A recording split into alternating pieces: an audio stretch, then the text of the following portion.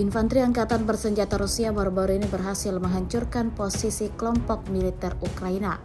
Momen tersebut direkam dengan jelas dalam sebuah video yang ramai beredar di Telegram pada Kamis 7 Maret 2024. Peristiwa yang berlangsung pada malam hari ini menampilkan detik-detik ruang istirahat Ukraina yang dibakar. Tampak bagaimana pejuang dari Stavropol Rusia menghancurkan dan membakar ruang istirahat dengan personel musuh dari jarak dekat. Diketahui kemudian insiden ini berlangsung selama pertempuran di arah Verbovoye. Tidak diketahui apakah ada korban jiwa imbas serangan intens infanteri Rusia ini. Sejauh video ini beredar, belum ada tanggapan resmi dari serdadu Ukraina terkait dengan insiden ini.